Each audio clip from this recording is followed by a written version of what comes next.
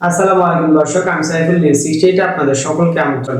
ভোটের কালি শুকানোর আগেই প্রতিশ্রুতি বাস্তবায়ন শুরু করেছে সরকার। প্রধানমন্ত্রী ভোটের কালি নখ থেকে মোছার আগেই বিএনপি সরকার সকল প্রতিশ্রুতি বাস্তবায়নের কাজ শুরু করেছে বলে জানিয়েছে প্রধানমন্ত্রী তারেক রহমান।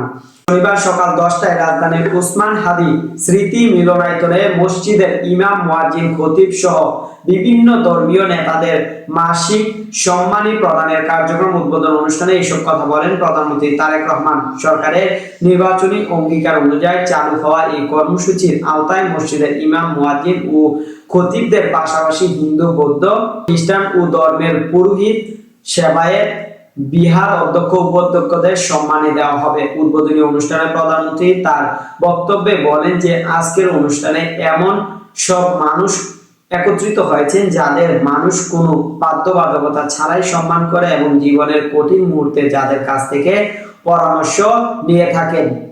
তিনি বলেন যে এখানে সকল যেমন ইসলাম ধর্মের ইমাম এবং খতিব, মুয়াজ্জিন রয়েছেন, তেমনি হিন্দু, বৌদ্ধ, খ্রিস্টান ধর্মের পুরোহিত, সেবায়েত এবং বিহার অধ্যক্ষ, উপাধ্যক্ষরা উপস্থিত ছিলেন। প্রধানমন্ত্রী বলেন যে জাতীয় নির্বাচনের আগে জনগণের কাছে দেওয়া প্রতিশ্রুতি অনুযায়ী সমাজের অর্থনৈতিকভাবে পিছিয়ে থাকা মানুষের জন্য বিভিন্ন কর্মসূচি বাস্তবায়ন করা হচ্ছে।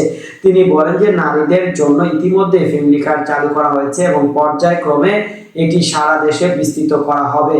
আগামী 14ই এপ্রিল পহেলা বৈশাখ থেকে ফার্মার্স কার্ড বা কৃষি কার্ড চালু হবে এবং 16ই মার্চ দিনাজপুর থেকে খাল খনন কর্মসূচি শুরু হবে। তিনি বলেন যে আজ থেকে চালু হলো খতিব, ইমাম, মুয়াজ্জিন এবং অন্য ধর্মের ধর্মীয় গুরুদের জন্য আর্থিক কর্মসূচি। যাদের প্রয়োজন পর্যায়ক্রমে তাদের সবাইকে এই সহায়তায় আওতায় আনা হবে। প্রধানমন্ত্রী বলেন যে নাগরিকদের রাজনৈতিক ও অর্থনৈতিক সহায়তায় নিশ্চিত করে একটি শক্তিশালী রাষ্ট্র গড়ে তোলা সম্ভব। নাগরিকদের দুর্বল রেখে রাষ্ট্র কখনো শক্তিশালী হতে পারে না। প্রধানমন্ত্রী বলেন যে অর্থনৈতিক সমৃদ্ধি মানুষের আর্থিক সচ্ছলতা নিশ্চিত করতে পারে, কিন্তু ধৈর্য, সহায়তা, সত্যতা, কৃতজ্ঞতা, সহনশীলতা, উদারতা, মানবিকতা, মূল্যবোধ অর্জন ছাড়া প্রকৃত মানবিক সমাজ গড়ে ওঠে না। এইসব মানবিক মূল্যবোধ গড়ে তুলতে ধর্মীয় এবং নৈতিক শিক্ষার গুরুত্ব অত্যন্ত বেশি। প্রধানমন্ত্রী বলেন যে দেশে প্রায় 3 লাখ মসজিদ রয়েছে এবং এগুলোকে ধর্মীয় মসজিদ এবং নৈতিক শিক্ষা কার্যক্রমের কেন্দ্রবিন্দুতে পরিণত করার সুযোগ রয়েছে।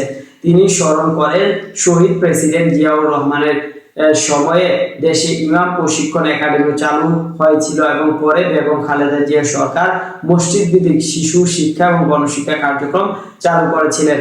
দর্শক, সাবস্ক্রাইব করবেন, লাইক করবেন, শেয়ার করবেন, কমেন্ট করতে ভুলবেন না।